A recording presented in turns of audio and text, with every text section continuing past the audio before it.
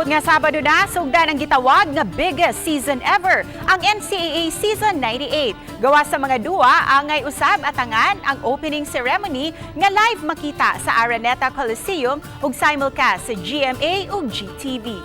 Si Chelo Valiana sa report.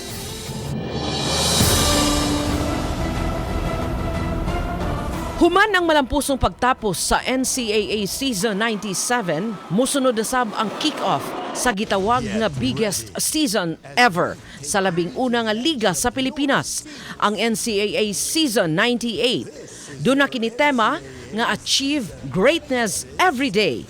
Sa media launch sa Season 98, miatubang sa sports ug entertainment media ang 10-member school sa NCAA.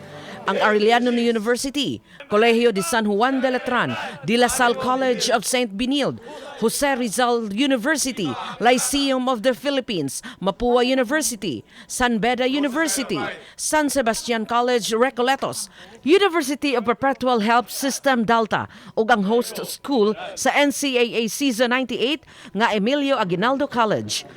Present sub sa media launch ang management committee, coaches sa men's basketball teams o pipila sa mga star players sa member schools. Mainiton sab nga gidawat ato sa media launch sa Commission on Higher Education ang gisumeter nga requirements sa NCAA nga compliance policies and guidelines of the return to collegiate athletic training.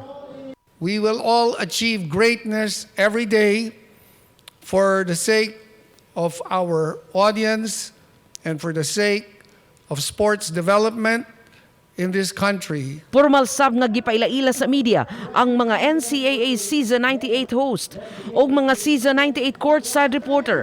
Kini na ang ikatulong season sa NCAA diin broadcast partner ang inyong Kapuso Network. We at GMA Network, led by our Chairman and CEO, Attorney Felipe L. Gozon, especially your Synergy team, we are very excited to show the fruits of our meticulous planning and preparation for Season 98.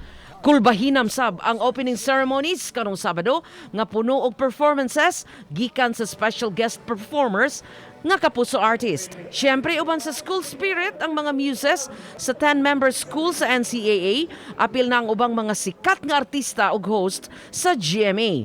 Mag-perform sab ang NCAA Season 98 cheerleaders.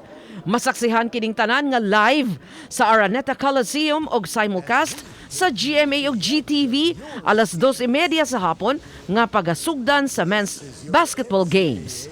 Oba ni Rod Prado, Chalo Valiana, Balitang Bisdak.